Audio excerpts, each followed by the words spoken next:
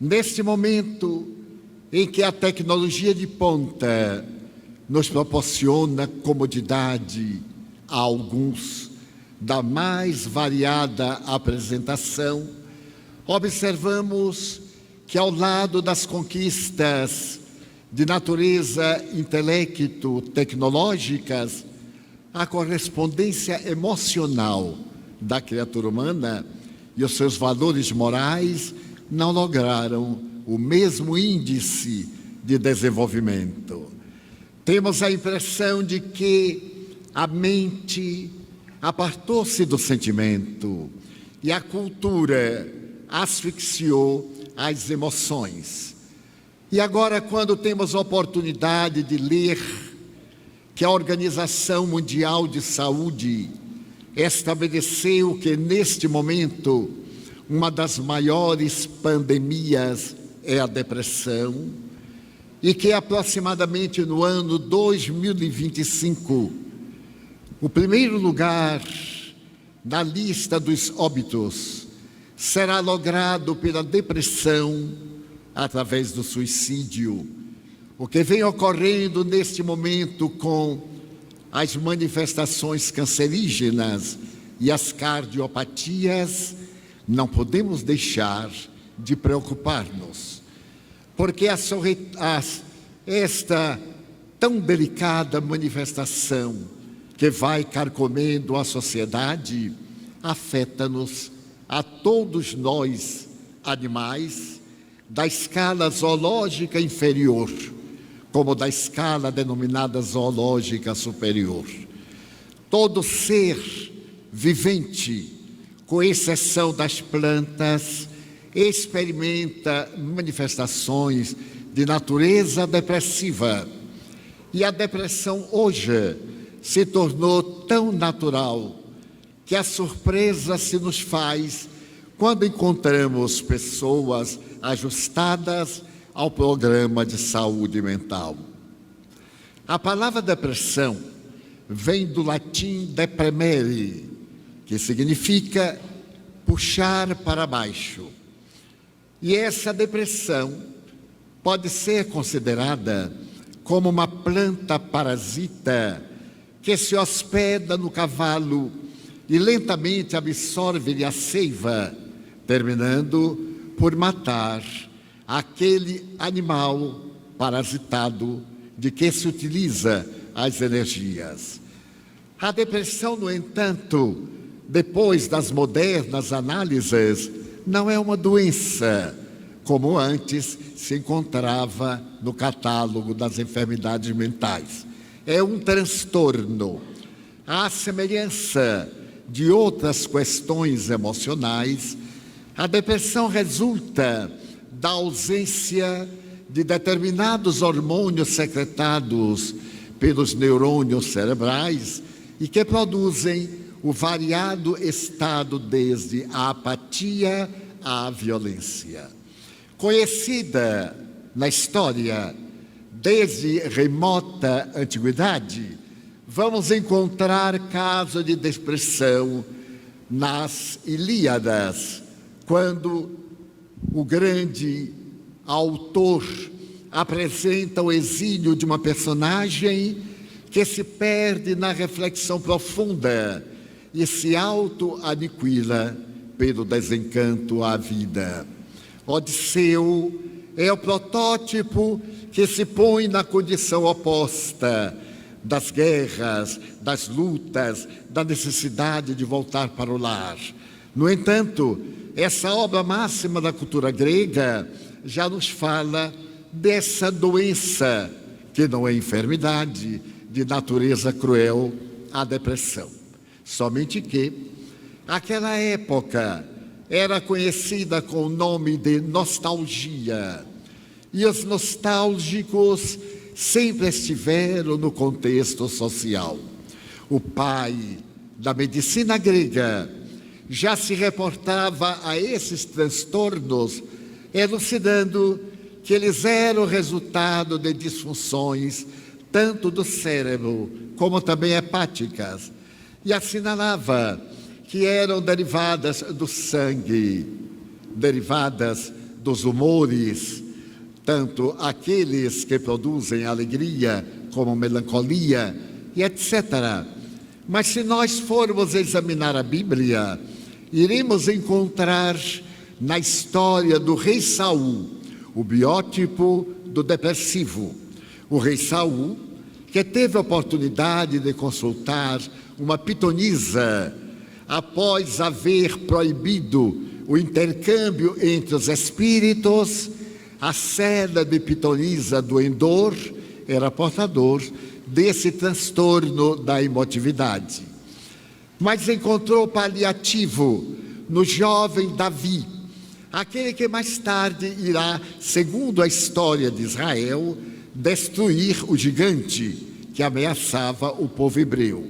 Davi, que comprará mais tarde os salmos de beleza incomparável, era o personagem que tranquilizava o rei, dominado pela erupção desse fenômeno nostálgico e do fenômeno agressivo. E na mesma hora em que o rei dava um banquete, podia mudar de humor e terminar a festança em algo perturbador e trágico. Davi apresenta para a história da humanidade o primeiro método musicoterapêutico. E através de uma flauta, ele harmoniza o pensamento emocional do rei Davi, um dos grandiosos monarcas de Israel.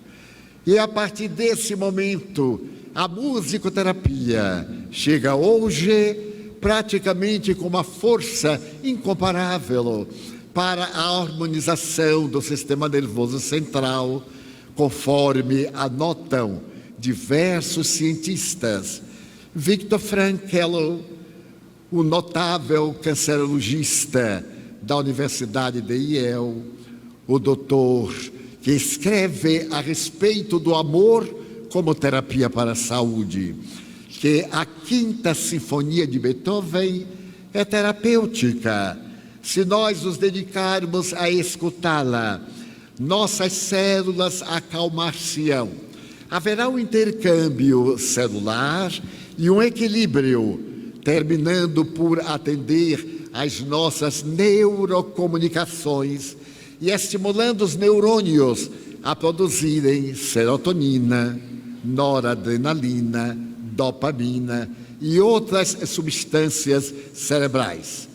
Mas naquela oportunidade, o jovem Davi utilizava-se também da história, do conto, da narrativa, da fábula, para enriquecer considerações enriquecedoras e preencher o vazio emocional que se derivava do vazio existencial. Nasceram aí os salmos.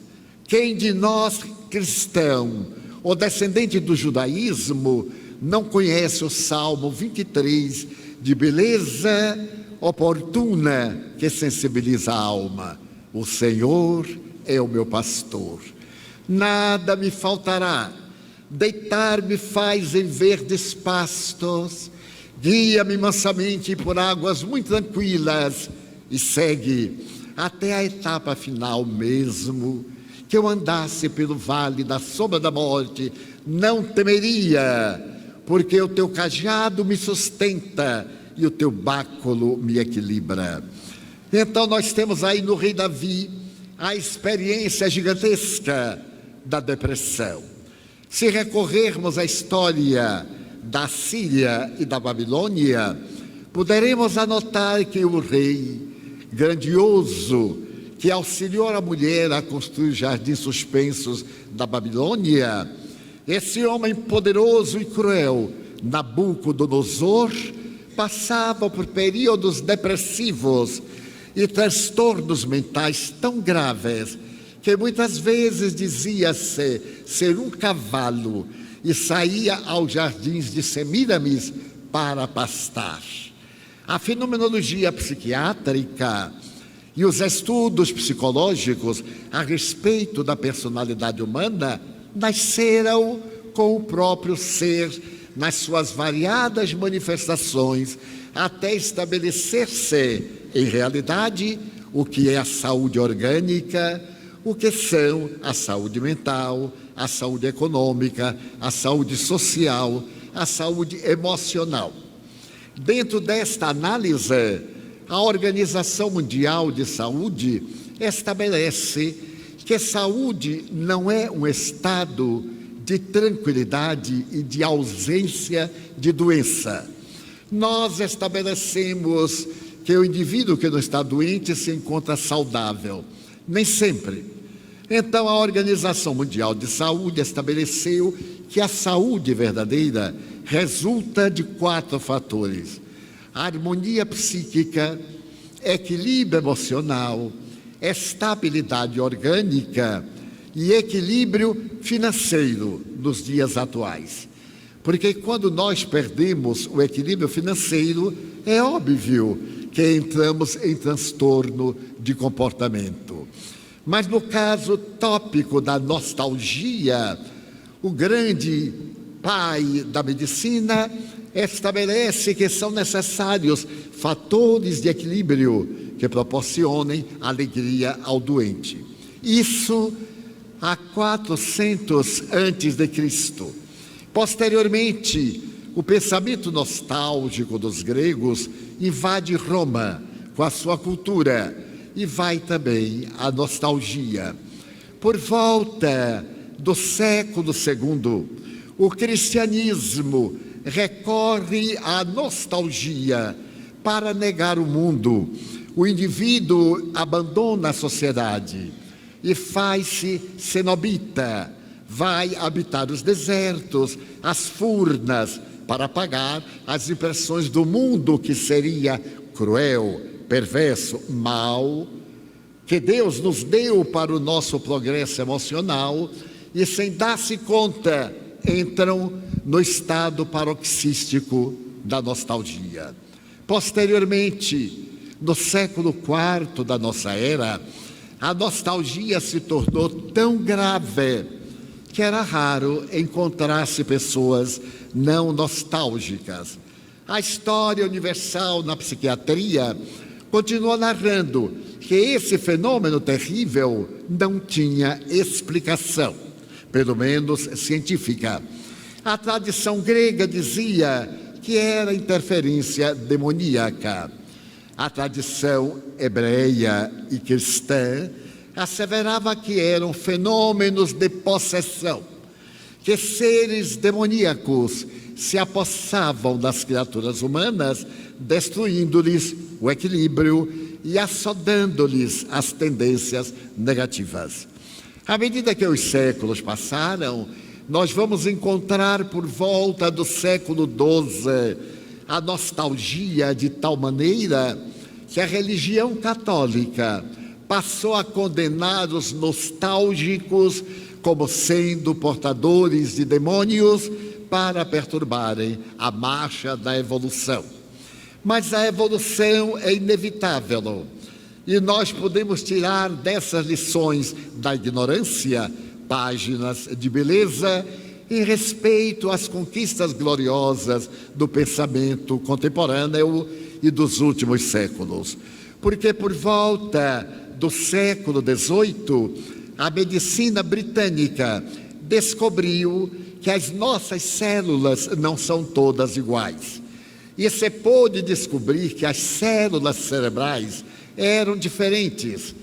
A essas células diferentes, que ao morrerem não se multiplicavam mais, diferindo das outras células que vivem num banho morno de água salgada e cada 28 ou 32 dias produz a cisciparidade, a divisão. Uma morre e a outra avança. O neurônio, quando morre, faz o decreto da morte da mente, dos fatores orgânicos do discernimento.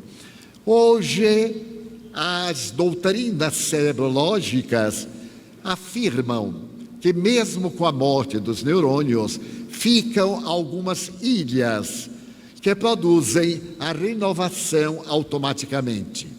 E que se o indivíduo, antes de ser vítima do mal de Parkinson ou do mal de Alzheimer, a perda da memória pelo enrijecimento cerebral e pela diminuição das suas funções.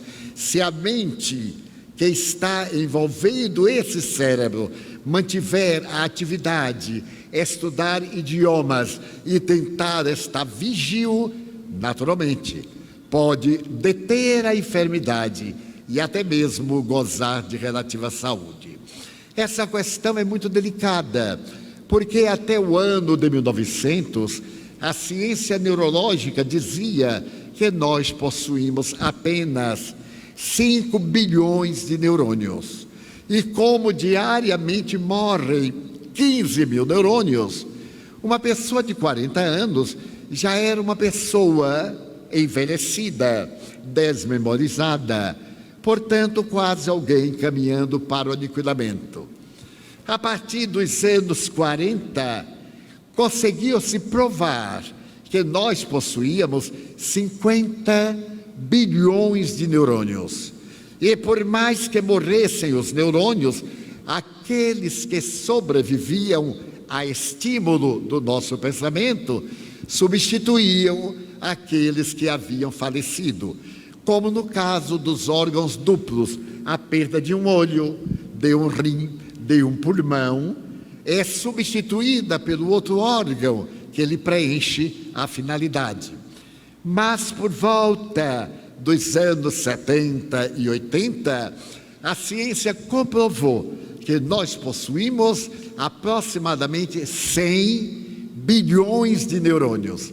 E morram os neurônios que quiserem, desde que tenhamos uma vida ativa, eles não fazem falta. Eu me lembro de pessoas da minha cidade natal que aos 40 anos eram idosas, as mulheres principalmente, depois da perda do fluxo catamênico, quando vinha a menopausa, a maioria comprava agulhas de crochê e tricô para trabalharem a vida alheia. E os homens iam jogar dama e gamão em uma atitude de inutilidade. Eu escutava meu pai dizer: eu já sou muito velho. Ele estava com 45 anos e dizia ser um homem velho. Eu tenho hoje 91 e me sinto adolescente. Portanto, houve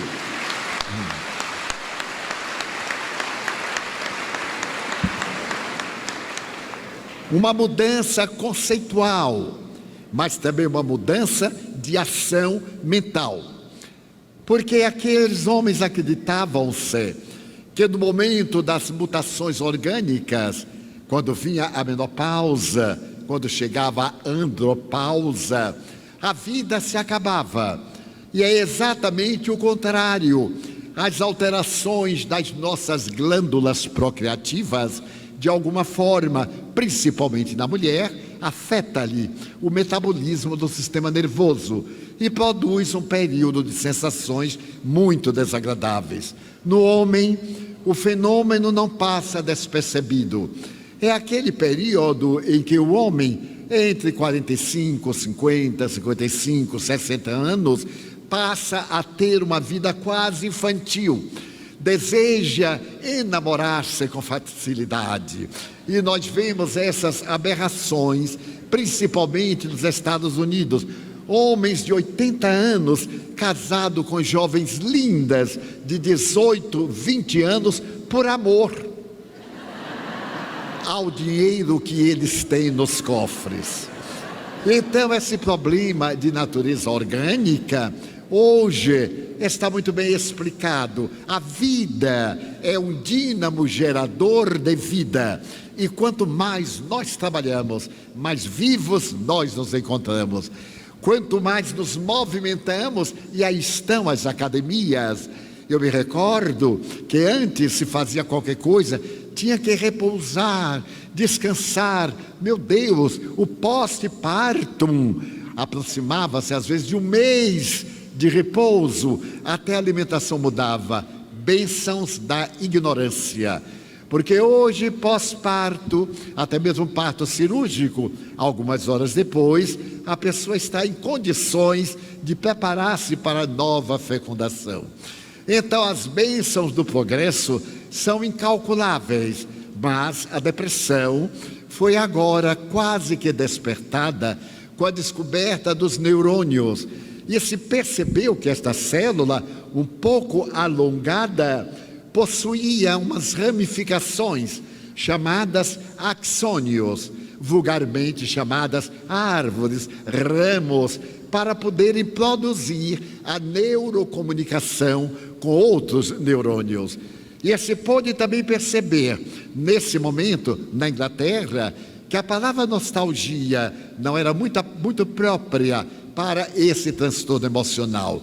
E se criou, pela primeira vez, a palavra depressão. Passou a ser até elegante na atualidade.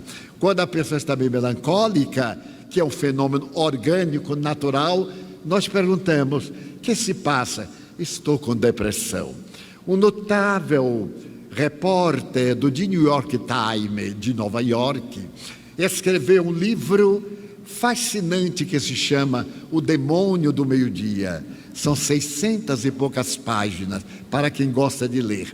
E então ele, Solomon, diz que a depressão é algo muito curioso, e ele sabe porque é depressivo crônico. E ele estabelece que já realizou todos os métodos terapêuticos convencionais da medicina clássica, da medicina homeopática, os métodos da medicina auxiliar e todas as superstições imagináveis, e continua depressivo. Ele tem aquele período de paz, de serenidade, de lucidez, e logo depois aquela desagradável sensação de inutilidade. Estudando a depressão, que diz a psiquiatria? A depressão é um fenômeno orgânico que tem dois fatores que podem causar.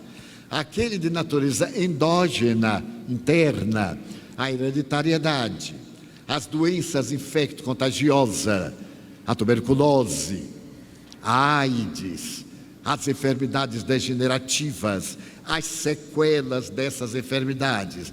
E tem aqueles outros fatores externos, que são denominados fatores de vida, eventos de vida. A pessoa que tem um lar atribulado tem uma tendência futura para a depressão. A criança castrada dentro de uma casa violenta vai ter depressão.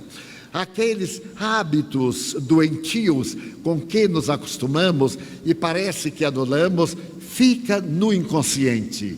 E à medida que nós vamos desenvolvendo-nos, vamos mantendo-nos aquela sensação de criança ferida, conforme denominou o grande psiquiatra suíço Carl Gustav Jung.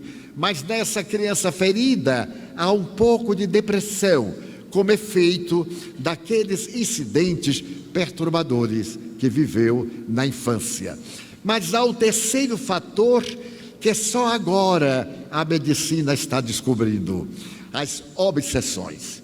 Por incrível que pareça, por volta de 1975, em uma pequena cidade da Califórnia chamada Big Sur, reuniam-se psiquiatras, psicólogos, clínicos, radiologistas para estudarem a medicina americana e imporem uma nova ordem. A medicina americana tem um procedimento muito diverso da medicina latino-americana, europeia e etc.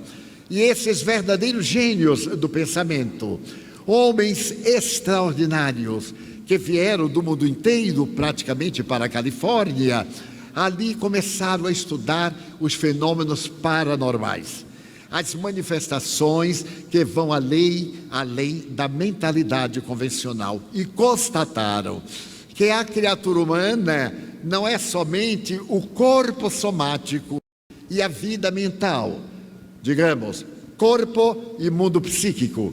Existe uma realidade tríplice. Existe a vida psíquica que se manifesta no cérebro. Não é produzida pelo cérebro. Digamos que o cérebro é o computador e a vida psíquica foi colocada na memória do computador, que para poder responder tem que ser acionada.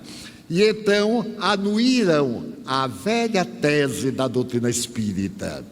Foi Allan Kardec, o cientista que, estudando a criatura humana, sob a supervisão dos espíritos nobres, estabeleceu que nós constituímos uma tríade: a energia que pensa, alma, quando encarnada, espírito, quando fora da matéria. Um envoltório energético, semimaterial. Era no tempo da física newtoniana, 1858-59, a que ele deu o nome de perispírito, e é muito conhecido nos meios esoteristas como corpo astral e o corpo somático. Somos uma trilogia. O psiquismo passa pela realidade do ser intermediário e vem à matéria. As ações saem da matéria pelo campo perispirítico para a mente espiritual. E dessa maneira, nós não perdemos a vida quando nos advém a morte. Perdemos somente o envoltório grotesco da matéria. Mas este corpo perispiritual soma-se à energia pensante, ao espírito, e que sucede? Leva toda a memória dos atos para uma próxima reencarnação. Apresentada a doutrina espírita em 1857, ela experimentou aquilo que Friedrich Nietzsche, o grande filósofo pessimista alemão, dizia que toda ideia nova, no começo, é agredida, é terrivelmente negada, depois é criticada. Se ela resistir à crítica, ao combate, ela se torna aceita. E o espiritismo foi combatido. Começou-se a dizer que a mediunidade era uma patologia. Os médiuns éramos histéricos, esquizofrênicos, portadores de personalidades múltiplas, e muita gente acreditou. O que fez que muitas pessoas portadoras de mediunidade, no fim do século XIX, retrocedessem, porque a opinião popular e social era de que a mediunidade é um transtorno mental, é um desequilíbrio sexual, é uma anomalia. Mas à medida que os fenômenos se fizeram investigados pelos cientistas de maior nomada nos Estados Unidos, no mundo, principalmente na Europa, a mediunidade passou a ser mais respeitada. E nos grandes seminários de Big Sur, homens extraordinários como Stanislav Grof. Permitam-me recordar um pouco deste homem. Ele nasceu na República Tcheco-Eslovaca, quando eram as duas repúblicas. Fez medicina, psiquiatria, e por volta de 1955, ele contava 25 anos de idade, e percebeu que os esquizofrênicos de que ele tomava conta, por mais que se procurasse uma terapêutica convencional, é desse período que vão surgir os barbitúricos, porque até então eram as duchas, eram os golpes, o poço da serpente, eram os vomitórios, todos palpites graves para aplicar no paciente mental. Ele percebeu que a terapêutica que atendia um era totalmente inválida para o outro. E naquela época aconteceu um caso muito singular, em 1952. Um grande cientista britânico experimentou o ácido lisérgico número 20, por primeira vez. Foi aquele período que vai terminar no hippieísmo, nessas fantasias mentais, etc. E então, ele resolveu, como investigador, absorver o inglês, o ácido lisérgico. E à medida que ele tomou a dose do ácido lisérgico número 20, a sua mente começou a ver cores. Ele sentiu sair do corpo.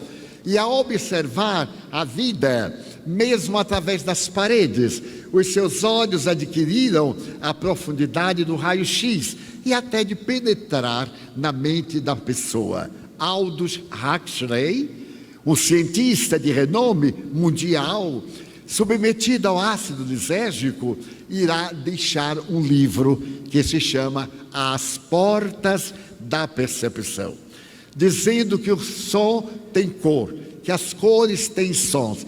E aí nasce o interesse do professor de psiquiatria de Praga para oferecer ácido lisérgico aos esquizofrênicos. Separa 10 esquizofrênicos, aplica-lhes ácido lisérgico e eles entram em estado de êxtase. Alguns desdobram-se e narram histórias surpreendentes. Outros investigados contam: esta vida não é a minha vida. Eu sei que o meu corpo está doente por um crime que eu pratiquei. E contava uma história de um crime que ocorreu numa cidade quase fantasma das fronteiras da velha Boêmia. E ele ficou surpreso. Deveria ser fantasia mental. Mas então veio a curiosidade de colocar investigadores, detetives, que fizeram levantamentos das narrações nas cidades e dos arquivos das cidades. E encontraram, para a surpresa geral, recortes de jornais contando aqueles acontecimentos. Digamos, um choricídio, o marido matou a mulher, ou melhor, uma dama morreu, desapareceu, foi morte natural. O método de investigação era muito primário, mas, no entanto, ela foi assassinada por arsênico com o marido. Ele lhe foi dando arsênico em doses mínimas para não despertar a atenção até a dose fatal. Como não havia métodos de investigação, o diagnóstico foi de morte natural, falência dos órgãos, qualquer uma coisa. E, curiosamente, o psicopata da cidade de Praga, agora com 18, com 20 anos, conhecia esse fato que aconteceu há 70, 90, 100 anos, num lugar distante. Ele, então, teve uma surpresa. Será que a psique humana é imortal? Será uma energia que fica no ar e que pode um dia envolver um outro corpo? O Dr. Stanislav Grof, lendo o livro As Portas da Percepção, escreveu uma obra que abalou a psiquiatria em 1955. Chama-se A Lei do Cérebro.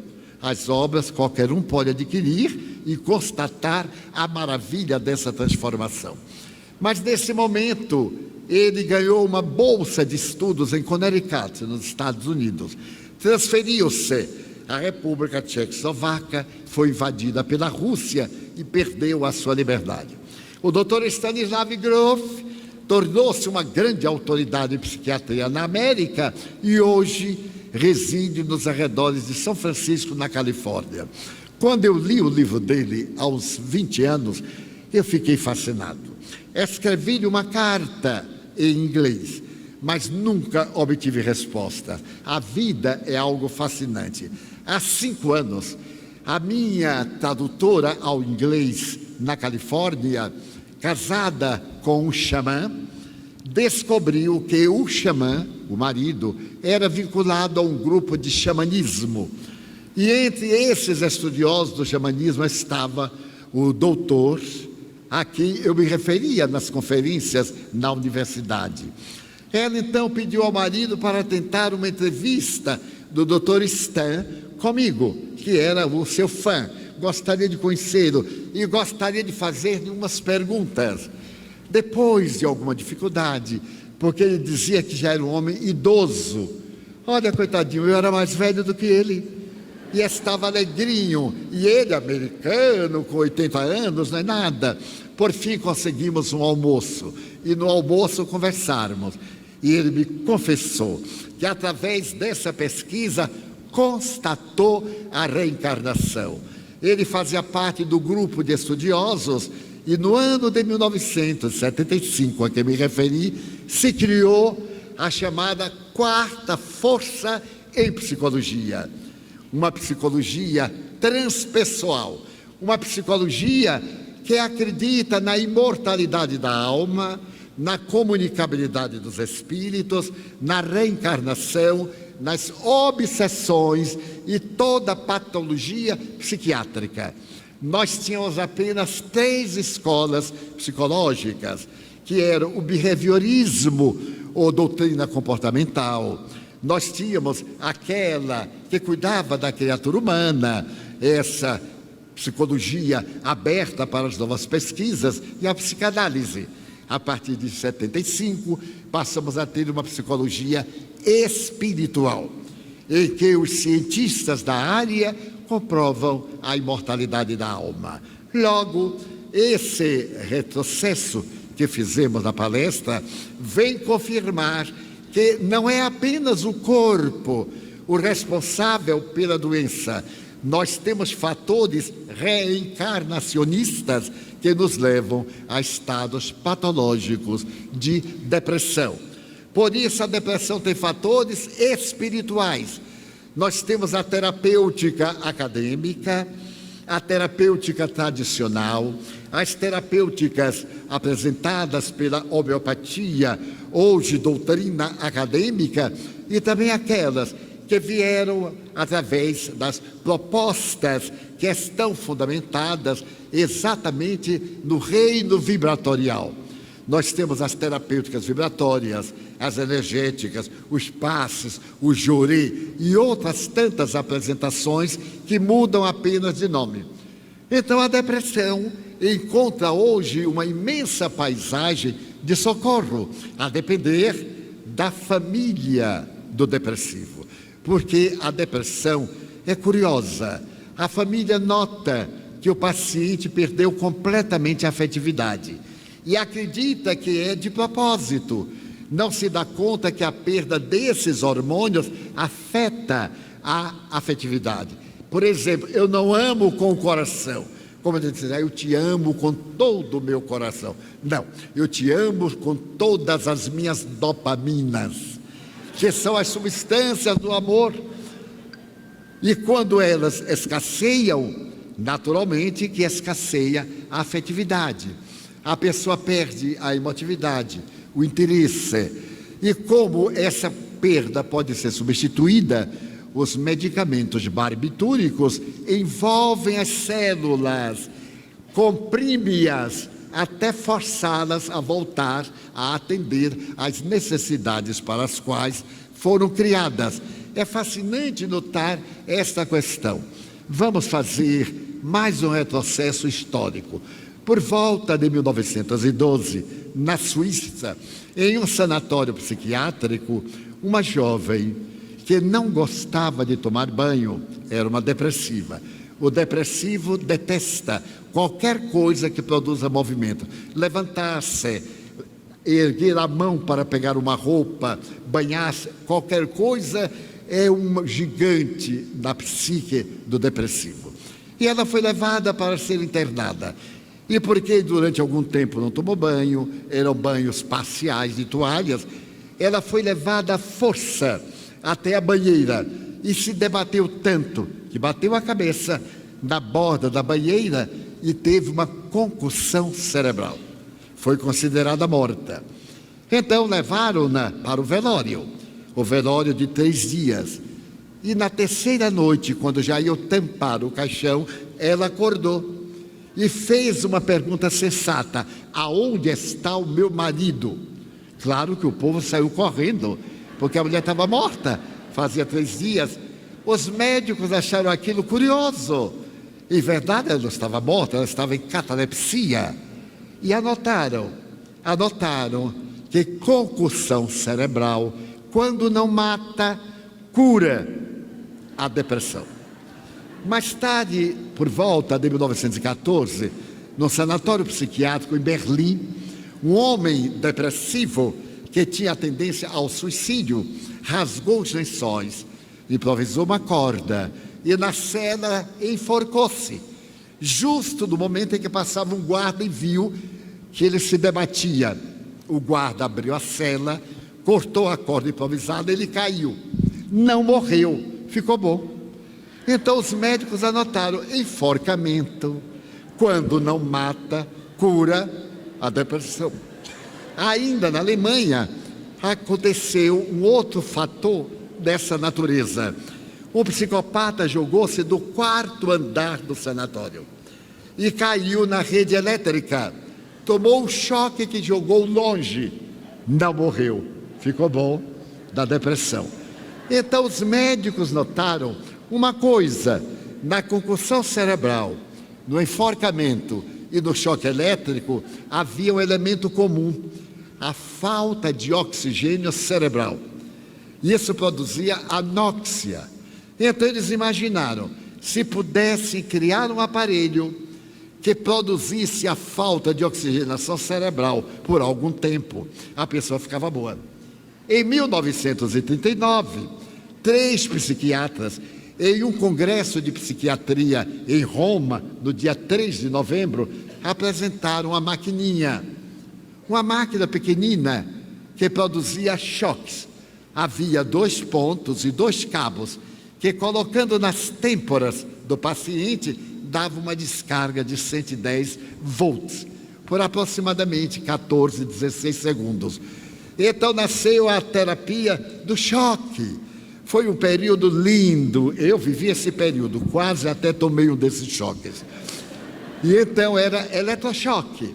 Mas à medida em que foi havendo a reabilitação, se constatou que o eletrochoque produz sequelas do sistema nervoso central, que é elétrico.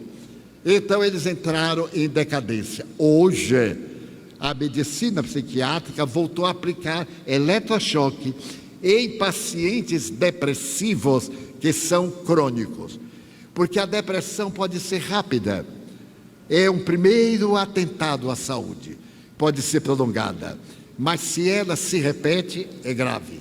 Se ela se repete pela 3ª vez, cronifica. Então eu direi aos meus amigos e colegas depressivos que façam tratamento médico com todo o critério e que acabemos com esta bobagem de que não é maluco, só vai a psiquiatra que é maluco. Meu Deus, eu vou ao médico clínico geral, eu vou ao médico especialista em rins, em pulmão, vou também naquele que é especialista em cérebro. Nós latino-americanos e brasileiros somos tão curiosos e tão idiotas que a pessoa tem vergonha de dizer: eu estive no psiquiatra e ele atestou que eu estou com problema, porque todo órgão tem problema. Os nervos não adoecem, desconectam-se. Daí ninguém tem mais doença nervosa, é transtorno nervoso. Então, eu já notei isso, por exemplo, vem um paciente conversar comigo e diz: olha, Sr. Divaldo, eu sinto isto, eu sinto aquilo. E eu então observo que é um transtorno emocional. Com muito cuidado, porque a pessoa quer que eu diga que é espírito. Não é. Nem tudo é espírito. Então eu digo assim: olha, consulte um psicólogo, um amigo, mas o senhor acha que eu estou ficando maluco? Eu digo: não, mas vai ficar. Então, por antecipação, porque é um fenômeno normal. A matéria tem conflitos, tem distúrbios, as nossas emoções desgastam-nos, a ansiedade nos leva a transtornos cardíacos e emocionais muito graves. Coisas aparentemente pequenas são verdadeiros cravos na carne da nossa alma. Então, a terapêutica médica é necessária e nada de abandonar porque está melhor. Nós brasileiros somos típicos. A gente melhora um pouco, já estou bom, aí abandona os remédios.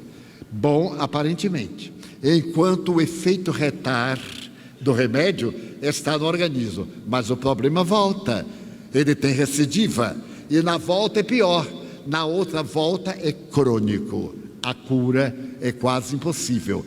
Dizemos-lo para que não nos deixemos enganar, mas um detalhe é agora apresentado: só existe doença porque o espírito em si mesmo é doente. É um ser endividado. Ele reencarna porque tem necessidade de evoluir. Mas aqueles a que ele prejudicou, não se reencarnando, vêm atormentá-lo, como nós fazemos aqui na Terra.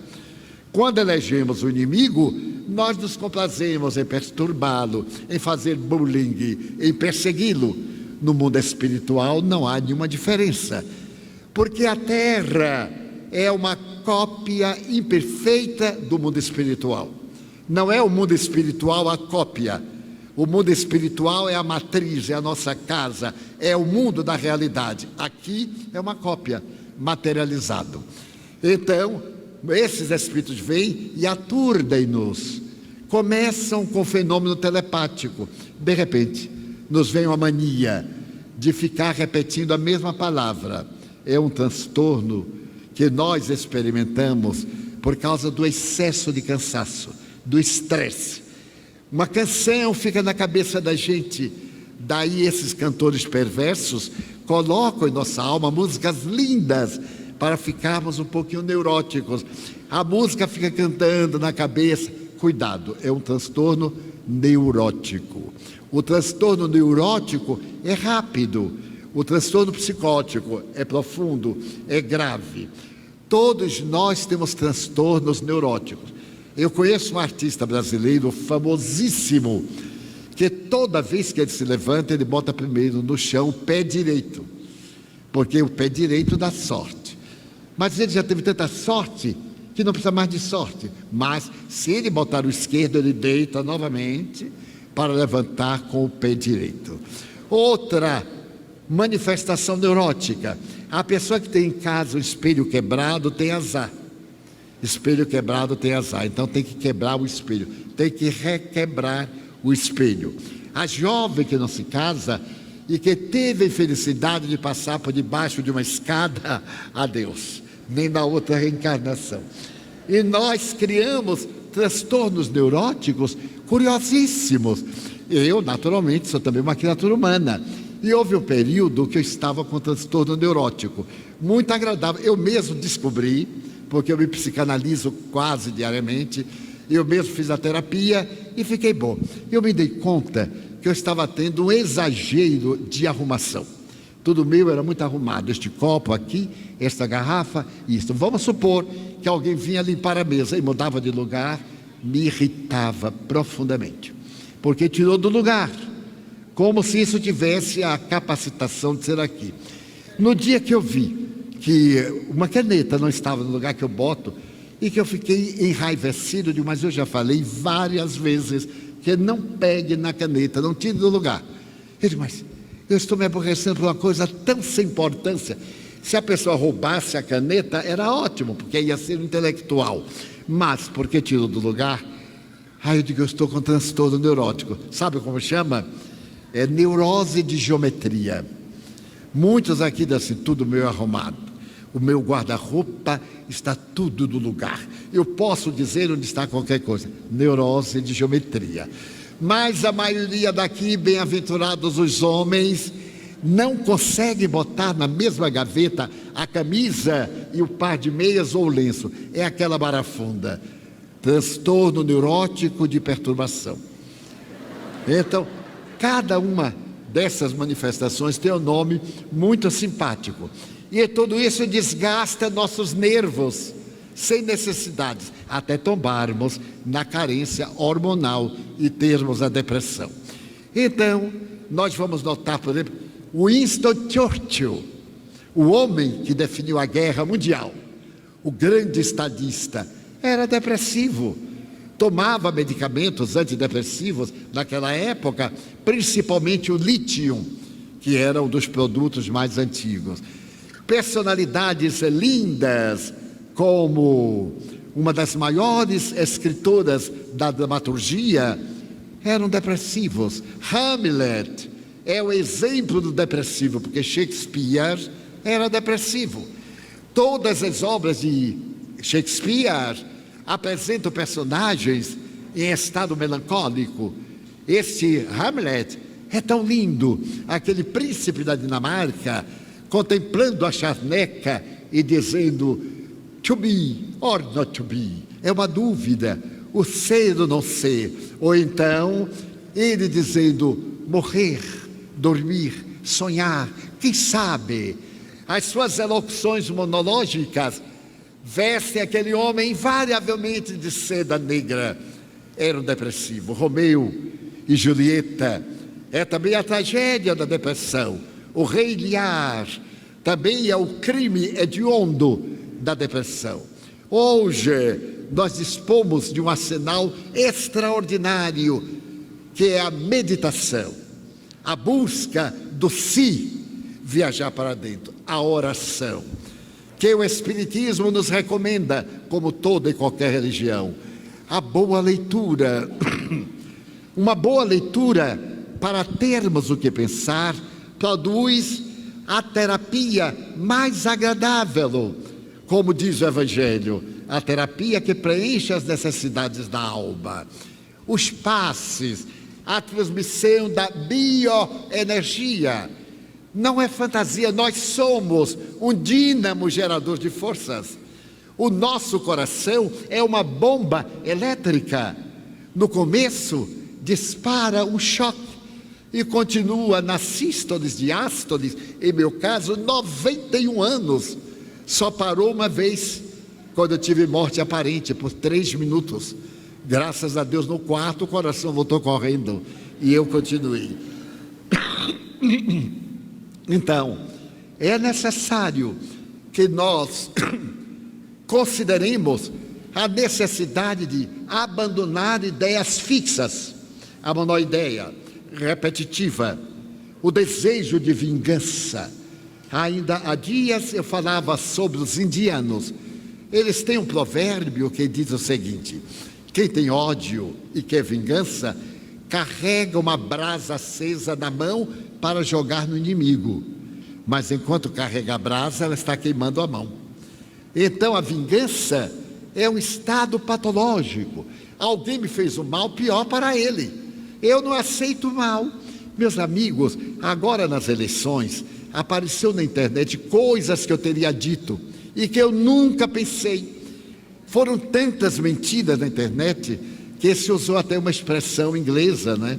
A folk, a mentira, para não colocar a mentira deslavada, se buscou uma palavra inglesa, a folk news, então a mentira nova. Então colocaram mensagem do Chico Xavier dizendo que viria um homem num cavalo branco, até parece coisa de cartomante, num cavalo branco, para poder salvar o mundo com a bandeira. Fantasias, porque nossa mente é rica de fantasia. Entre a fantasia edificante e a mentira da calúnia, é uma questão apenas emocional. E que fiz? Vários amigos, Edivaldo, proteste. Meu Deus, vamos protestar porque deixa para lá. Você deve colocar na internet que não é verdade. Mas quem já leu a primeira coisa não vai ler a segunda, não adianta nada. E depois de tantas mentiras, veio a realidade, que agora nós estamos juntando os ossos e os caroços para ver em que vai dar a nova feijoada. Então aguardemos, porque assim será a nossa oportunidade. Daí a depressão pode ser técnica, seguramente estudada, através da desobsessão, através do intercâmbio espiritual, do inimigo que vem ter conosco. Nós temos experiências dessa natureza às dezenas, porque nós educamos 678 crianças sem pais, sem ninguém, com todos os conflitos imagináveis. Considere uma pessoa que foi jogada na lata do lixo, para que as formigas comessem. E nós pegamos, registramos como filho biológico, demos vida e lhe contamos a história. Porque era um afrodescendente, e como eu sou pálido, eu digo: olha, meu filho, você não é meu filho da carne, é filho do coração. Quando eu lhe achei na lata do lixo, eu adorei. Meu Deus, eu queria ter um filho. Mas é que criança dá tanto trabalho até nascer, e Deus mandou você já nascido, já me facilitou. E então ele assim: puxa vida, hein, tio? Eu digo: pois é, graças a Deus. E então são todos normais, mas também a maioria deles trazia chagas de outras vidas, karmas, dores, débitos, e espíritos inimigos se acercaram de muitos, como de mim, de vós todos, porque vivemos no mundo espiritual, somente que nem todos conseguimos detectar este mundo espiritual. Então a depressão deve ser tratada de maneira psicológica, de maneira psicanalítica, se for problema sexual. Pode ser clinicamente tratada, se for uma consequência de distúrbios orgânicos. Deve ser especificamente cuidada pelo psiquiatra, mas cuidar da causa que é o ser. E essa causa que é o ser, o Espiritismo atende através da desobsessão. Um dos meus filhos, eu estava preparando uma viagem à Europa, e subitamente meu filho veio falar comigo, e na hora que eu estava arrumando a mala, ele disse assim: tio, eu tive um sonho esta noite terrível, e passei um dia que foi um verdadeiro desastre, não senti alegria, tive dor de cabeça, sudorese abundante, muito frio. Ele disse: meu filho, eu estava aqui o dia inteiro, agora quase madrugada, em que eu estou me preparando para viajar amanhã por 40 dias, você vem me dizer isto? Ele então começou a chorar e disse: vamos fazer o seguinte, eu vou aplicar um passe e vou chamar seu irmão, eu tenho um filho médico, um deles, e ele vai cuidar de você. E depois eu viajo, eu espero que você também fique bem. Mas não me dei conta, eu estava muito atarefado. Viajei, o meu filho médico se encarregou dele, e na primeira vez que eu telefonei, era no tempo que não havia o telefone celular, as comunicações internacionais eram muito difíceis. Eu então liguei e eu soube que meu filho foi internado no Hospital das Clínicas, da Clínica de Psiquiatria. E fiquei muito preocupado, porque o meu filho disse: olha, tio, ele está com a psicose do suicídio. Já tentou várias vezes, então agora está em hibernação. Está fazendo a terapia do sono. E o senhor precisa ver, que horror, é um problema muito grave. Eu digo: e você tem dado passos? Não, lá a vigilância é muito grande. Eu digo: não tem nada de vigilância. Ele é seu doente, você é o médico, aplique passe. Ah, mas tem a questão do departamento de medicina. E o que é que você tem com isso? Você vai ser um cientista que descobriu a terapia do passe para salvar as pessoas. E muito bem, deixe-me, por favor, colocar aqui um parênteses. Quando o fundador da Mansão do Caminho Comigo, Nilson de Souza Pereira, fez uma cirurgia cardíaca em peito aberto, aquelas que a pessoa parece um frango aberto, eu fiquei ao seu lado nos 5 dias pós-cirúrgicos e apliquei passes. Então o médico passava, estava aplicando passe de olho fechado, nem via para não me perturbar. E apliquei passe nesse, alguém pediu, apliquei também. E foi pedindo. Por fim, o Nilson teve alta, e na hora que nós íamos saindo, o diretor do hospital me chamou. E disse: Edivaldo, ai meu Deus, ele descobriu. Alguém deve ter contado, porque segredo é o tipo da coisa que demora 5 minutos. Mas então, eu fui sorrindo, e ele disse: Edivaldo, o senhor me criou aqui um grave problema. Eu disse: mas não foi intencional, é que as pessoas pediram, e eu não podia negar, porque eu também tinha compaixão, e justifiquei. Ele disse: Edivaldo, o problema agora é outro. Os novos doentes estão querendo passe, o que é que eu faço? Eu digo: o senhor manda a redação lá para o centro e nós mandamos os passistas. E agora, desse hospital, nós damos passe. E o SUS, essa coisa linda que Deus colocou no Brasil, quem é que não ama ao SUS? Admite a aplicação de passes. Nossa, evoluiu, não melhorou em nada, mas evoluiu. A gente já pode dar passes sem cobrar dinheiro, porque tem que ser gratuito. Recebemos gratuito, gratuitamente vamos dar. Então, voltamos à narrativa anterior. O meu filho piorou e foi internado. Cada semana eu ligava e sabia que ele estava pior.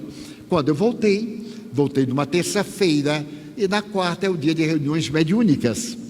Nós fomos à reunião mediúnica, nossas reuniões são todas gravadas, para depois nós estudarmos, verificarmos se é uma fraude, se é um fenômeno anímico, se aquilo que foi dito mais tarde resiste à lógica dos fatos. Então, naquela reunião, através de mim, comunicou-se um espírito dizendo que ia matá-lo. Os espíritas conhecem esse jogo. Eu sou inimigo dele, ele me fez um grande mal, e agora eu tive a oportunidade de conhecê-lo e vou destruí-lo. Então foi tudo gravado. O orientador, aquele terapeuta espiritual, explicou que nós não estamos aqui para vingar-nos, tudo tem uma lógica ali de causa e de efeito, tal. E ele, por fim, depois de uma boa conversa, o orientador disse: olha, esta criança não é nossa. Nós nem sabemos quem são os pais. O Divaldo adotou porque pediram-no para tirar essa criança que estava no sanatório psiquiátrico, no sanatório governamental. E então ele veio para cá e nós não sabemos de nada. O nosso interesse é por você que está perturbado, para que tenha paz. A isso nós chamamos doutrinação. Doutrinou, orientou, e o Espírito disse: dê-me uma semana, eu vou meditar. Durante a semana, meu filho melhorou, mas estava em terapia do sono. Na outra quarta-feira, o Espírito voltou e disse: eu vou deixá-lo. Vocês me convenceram, tomarem conta dos filhos dos outros, ajudarem a miseráveis. Eu estou convencido e eu vou melhorar, eu vou deixá-lo. Terminou a reunião e às 5 da manhã, a assistente social do hospital me chamou por telefone dizendo: seu Divaldo, o seu menino despertou e está pedindo para o senhor ir lá de qualquer forma. Na hora própria de visitas, eu fui e o meu menino estava absolutamente lúcido, menino de 18 anos. Então, ele disse assim: tio, o que é que estou fazendo aqui? Eu expliquei que ele estava doente, tinha tido uma crise de depressão profunda e agora, depois dos tratamentos espirituais, ele estava melhor. Ele disse: tio, leve-me para casa. Eu digo: não é assim, meu filho. Nós temos que obedecer ao protocolo do hospital. E fui falar ao psiquiatra, que era materialista. O psiquiatra me disse: olha, senhor Franco, eu não vou dar alta. Eu disse: mas doutor, ele já está bem. Então o médico perguntou: e você entende de medicina? Eu digo: não, senhor, eu entendo de mediunidade. E que tem a ver mediunidade com isso? Eu digo que meu filho não era um depressivo convencional, era um obsidiado. Falei de propósito, mas o médico ficou furioso. Mas você diz a mim, psiquiatra, que ele era um obsidiado? Eu digo: sim, senhor, porque também lhe direi que há psiquiatras que são também obsidiados. Não é vantagem só de quem não é psiquiatra, é vantagem de todo mundo. E tivemos uma ligeira altercação. Eu não perdi a serenidade, mas fui levando assim, fleumaticamente. E ele disse: eu não vou dar alta a ele. Eu digo: então, o senhor vai me permitir entrar com um processo na justiça, porque o senhor está retendo um menor que está curado e o senhor está retendo aqui. Eu vou falar com o meu advogado agora da instituição e ele vai ser tirado assim, porque eu vou solicitar um mandato de segurança. Eles: mas o senhor se atreve? Eu digo: não, isso não é atrevimento, não. É uma coisa legal, todo mundo faz, eu também vou fazer. Ele disse: mas ele vai suicidar-se. Eu digo: não vai, no senhor. Vai. Não vai. Então ficou aqui: vai. Foi muito curioso, porque ele ficou tão irritado que ele disse assim: seu Divaldo, eu vou dar a alta, mas se ele se matar, eu vou denunciá-lo à polícia. Eu digo: não, pode fazer a denúncia agora e assina no dia que ele se matar, e aí eu vou para a cadeia com todo prazer. Então ele estava muito irritado, ele deu a alta e jogou no chão. Eu achei aquilo até horroroso, abaixei. Nesse tempo eu não tinha problemas na coluna, eu abaixei, apanhei, sorri, e ele disse assim: seu Divaldo, olha aqui o meu diploma, está vendo? Se seu filho ficar bom, eu rasgo o diploma e como. Eu aí achei que estava demais. Como eu sou baiano, tenho a mente muito rápida, eu disse: olha, doutor, não esqueça de colocar alfafa para poder ajudar o sabor do diploma. E saí correndo, fui embora. Meu filho ficou bom. Assim da história, assim, ele ficou bom. Mas o mais curioso, meus amigos, é que nesse ínterim, um mês depois, me apareceu uma senhora. Seu Divaldo, eu ouvi dizer que aqui foi internado um filho meu. Eu digo: mas eu não interno criança que tem familiares vivos, especialmente pai ou mãe. Eu disse: Divaldo, eu sou esquizofrênica. Eu estava no hospital, eu entrei no hospital e ali então eu fui forçada, concebi e pegaram a criança e internaram. Agora eu fiquei boa e estou procurando meu filho. Eu disse: mas como ficou boa? Pois é, eu estava deitada, aí acordei, estava boa. A enfermeira disse: você está boa? Eu disse: estou. Ela falou para o médico: olha, doutor, ela está boa. O médico falou: está boa? Estou. Ele disse: então deu alta. Olha que coisa fantástica. Era a mãe do meu filho, a mesma entidade que a infelicitou, vingou-se dele, porque naquela ocasião a entidade era esposo dela e ambos eram pais do rapaz. Mas ele e a mãe combinaram assassinar o pai para poder herdar a fortuna. E no além ele veio cobrar. Olha que jogo extraordinário do triângulo amoroso. Seu Divaldo, como é que eu vou saber? Eu digo: eu também não sei. Eu tenho aqui vários adolescentes. E se a senhora quiser saber quem é, eu digo: vou testar. Reuni 16 entre 16 anos e 20. E disse para ela: agora me diga quem é seu filho.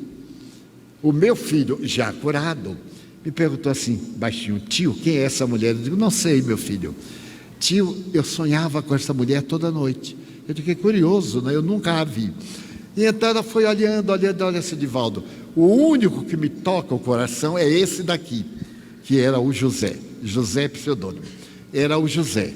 Eu digo: então, eu vou deixar os dois conversando, porque vocês que não se veem nunca, agora tem oportunidade. Ela me disse: não saia, eu tenho medo dele, porque o bicho que me perseguia, eu tinha medo, era um bicho de cabelos terríveis, ele me amaldiçoava, me atirava em situações horrorosas. Eu digo: então eu fico para ouvir a conversa. E eu vi a mais linda conversa. O rapazinho olhou para ela olhou para o rapaz, parecendo namoro de antigamente. Ficaram um pouco se olhando. Aí disse assim: mas você é minha mãe? Quando ele disse a palavra mãe, ela prorrompeu em choro. Abraçaram-se, identificaram-se, e estava, como diz o vulgo, estava na cara. A cara de um era o rosto do outro. Então, ela disse: e agora, seu Divaldo, o que eu faço? Eu digo: bom, já que você encontrou seu filho, eu vou lhe arranjar um trabalho aqui na comunidade, para você estar perto de seu filho. Você aluga uma casinha aqui, ele passa a semana conosco, que é o lar dele, e sábado e domingo vai para a sua casa, porque está na hora de ter a liberdade. Assim foi reconstruída a família. Hoje ele já me deu netos, e eu proibi dele me dar bisneto, porque eu não tenho idade para ter bisnetos. Então a desobsessão é o recurso terapêutico sublime da doutrina espírita, que está ao alcance de todos nós, mas é uma tarefa de alta responsabilidade, de grande significado, que somente médiuns bem aparelhados, disciplinados, ricos de abnegação, podem dar-se para o ministério do socorro.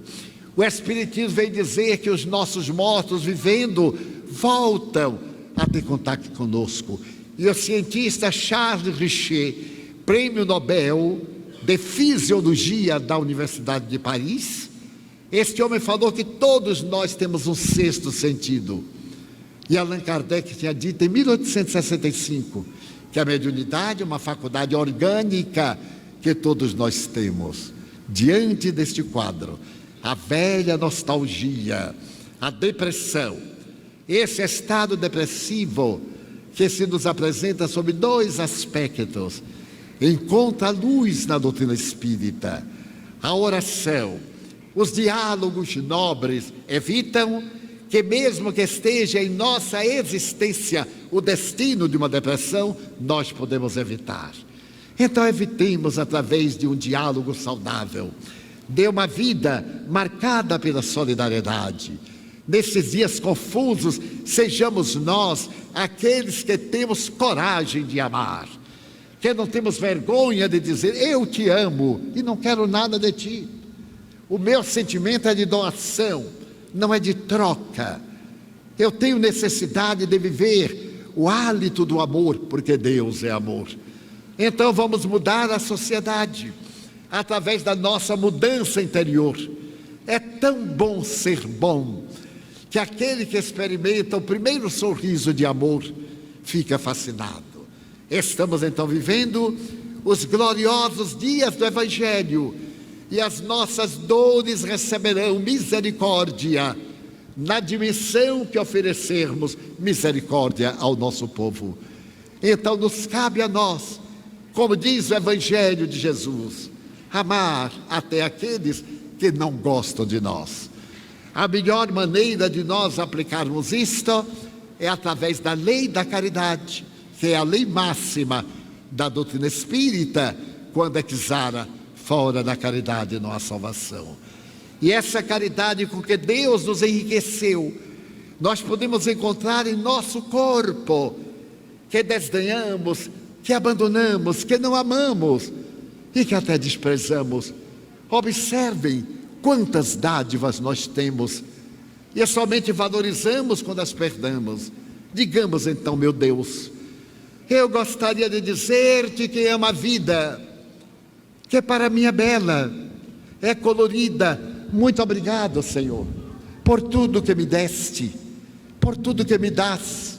Muito obrigado pelo ar, pelo pão, pela paz.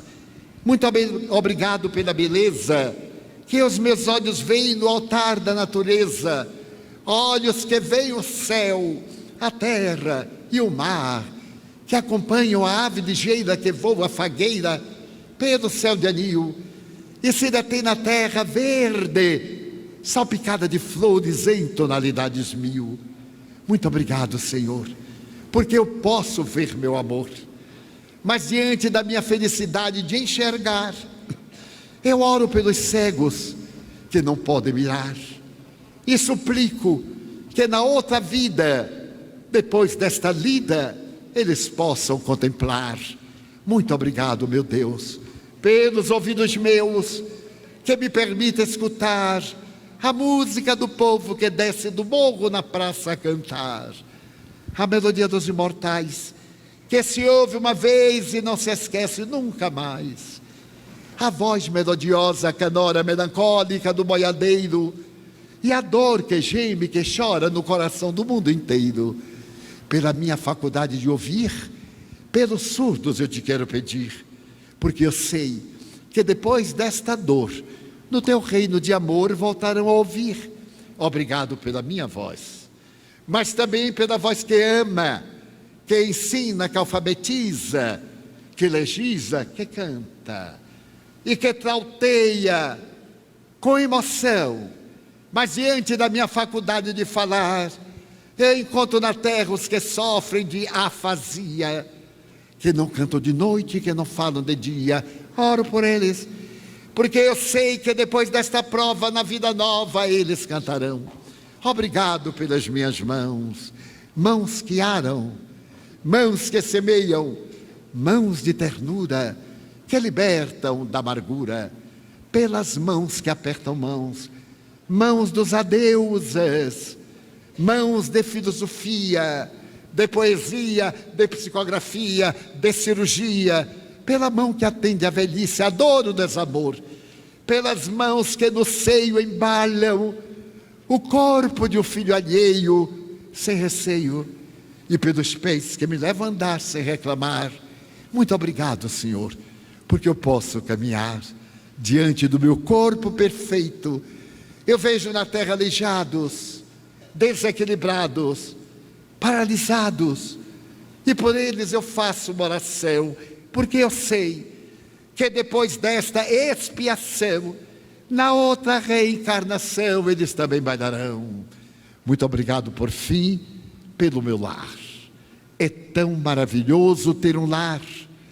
Não é importante se este lar é uma mansão, uma favela, uma tapera, um ninho, um gravato de dor, um bangalô, um duplex, seja o que for, mas que dentro dele exista a presença do amor. Amor de mãe, ou de pai, de mulher, ou de marido, de parceiro, ou de irmão. A presença de um amigo, alguém que me dê a mão, porque é muito triste viver na solidão. Mas se eu a ninguém tiver para me amar, nem um teto para me agasalhar, ou uma cama para me deitar, nem um cão ou um gato para me acompanhar, nem aí reclamarei. Pelo contrário, eu direi: obrigado, Senhor, porque eu nasci. Obrigado, Senhor, porque eu creio em Ti, pelo Teu amor. Obrigado, Senhor, pela Sua atenção. Muito obrigado, senhores.